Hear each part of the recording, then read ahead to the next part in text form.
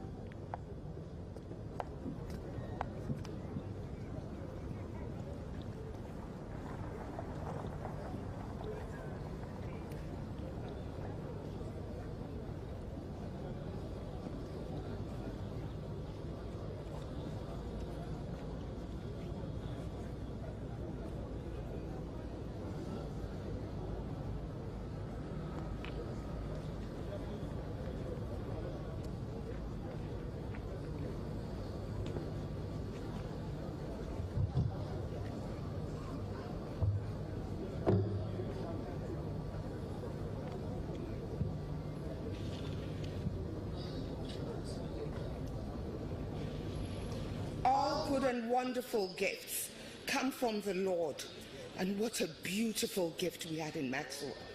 When Maxwell came into our family, we gained more than a son-in-law. We gained a son and a friend. He was so full of life, so loving, so caring, organizing our lives, so full of ideas, always doing something new, so respectful, so responsible for his age. He loved Barbara so much that it was a joy to be around them. Maxwell, a life and a light, snapped out so suddenly, just when you were beginning to shine so brightly, a beacon of hope to us, that fine young gentlemen were not an extinct breed in Ghana. You loved the Lord. You loved your country. You loved Barbara, Jaden, and Jerry, and you loved us all. You ran a good race. You finished your course, and now a crown of life awaits you. We will always love you. Rest in peace. Major Maxwell Mahama, just arriving to pay his last respects to his nephew, Major Maxwell Mahama. Former President John Dramani Mahama has explicitly condemned acts of mob and lynching by Ghanaians, and has said that investigations must continue to see the full unraveling of the facts behind the death of the late Major Maxwell Mahama. Former President John Dramani Mahama previously visited the family of the late Major Maxwell Mahama to pay his respects to the family and commiserate with the wife of the late Major Mahama. This morning there has been such show of outpouring of grief for the fallen hero, gallant soldier and man of honor, and he's seated. Former President Mahama is seated by mother of the late Maxwell Mahama, clad in a red scarf. Seated to her extreme left, to her immediate left, is her son, also brother of the late Maxwell Mahama. Ghanaians awoke to the horrific news of the death of the late Captain, now promoted to Major posthumously, Mahama. Initial reports indicated that he was mistaken for an armed robber, and later reports emerging that he was attacked in connection with his deployment to Dentrobasi to fight illegal mining. Investigations still continue as over 40 people have been arrested and 30 are standing trial. Ghanaians have showed such support for the family, and we see in your short the IGP paying his respects to the late Major Mahama, filing past the body of the late Major Mahama. The police have assured that investigations will continue to unravel the full facts behind the... By Akosombo International School mates, Akosombo International School mates of the late Major Mahama will read their tribute.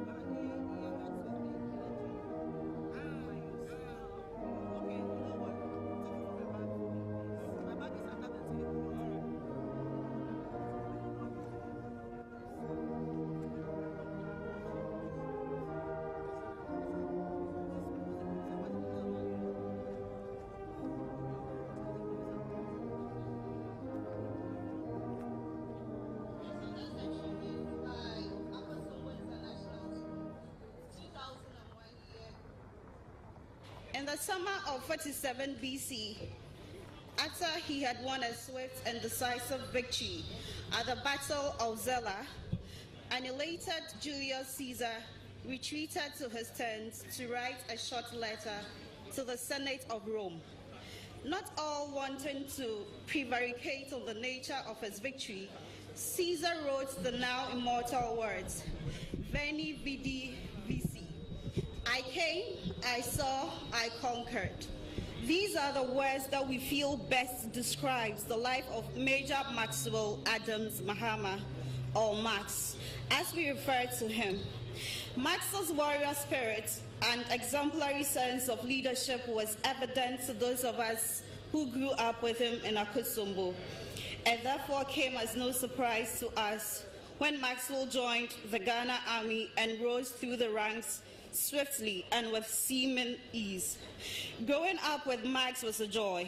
He was, in the most unequivocal of terms, the bravest and the most adventurous of us all. His athleticism, combined with his very cerebral pattern of thought and intellectual curiosity, made him an all-rounder and the kind of person we all wanted to be around. He was all things to all men, and no one could not help but be attracted to his personality. It is no wonder that we always followed Maxwell home after school to play over at his house instead of returning to our individual homes. This did not go down too well with Max's father, as I am sure you can imagine, and neither did it please our parents. Max's infectious character was hard to miss, and his smile always conveyed significant sense of warmth and friendship. For most of us, we have known fewer, better, and more decent men than Max. Fitness and sports were a huge part of Max's life. He had significant competences in almost every sport you can think of: football, swimming, volleyball, gymnastics, hockey, amongst others. Of all these, however, Max had a special love for tennis, and he was extremely good at it. Some of us took an interest in tennis because of Max. Such was his influence. And though some of us were never as good as he was, he always made time to teach us a thing or two. And whenever we felt discouraged, thinking that our game was rubbish, Max would encourage us after poking a bit of fun about the dog's dinner of a game we had just played out on the courts. Much like tennis, Max also had a special place in his heart for his country. Ghana can be better and Ghana must be better, is what he often said to some of us. For Max, serving Ghana was not just a choice. He viewed his service to the country he loved as a calling. And that is why he never hesitated or responded with reluctance whenever he was asked to put himself in harm's way to ensure the safety and security of the Ghanaian people. On Wednesday, the 10th of May of this year, Maxwell made us aware through our group chat on WhatsApp that he was heading out to DSO to command a detachment of soldiers to enforce our laws against galamsey and protect our environment. We wished him well and asked him to stay safe, to which he replied that he would be returning soon, and that his little boys would be holding the fort till he returned. My little boys are very reliable, he wrote. Their only weakness is their love for cartoons. How we wish we could turn back the hands of time. How we wish that we could make the earth spin counterclockwise. Words cannot express enough the sorrow and anger we feel about the passing of our dear brother. The 29th of May 2017 is a date which will be forever seared into the deepest and darkest pages of this nation's history. We have lost a dear friend, and Ghana has lost a gallant and patriotic son.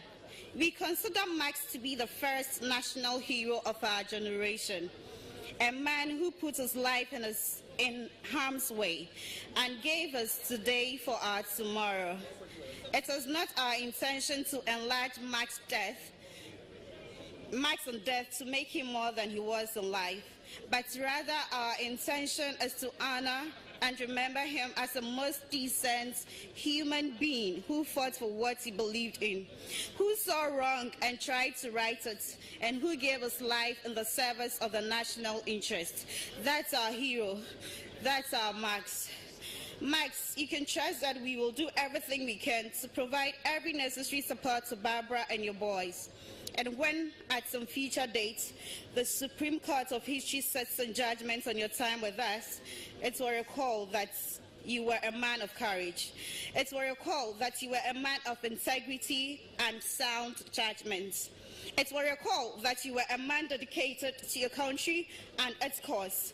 And it will recall that you came, you saw, and that you conquered.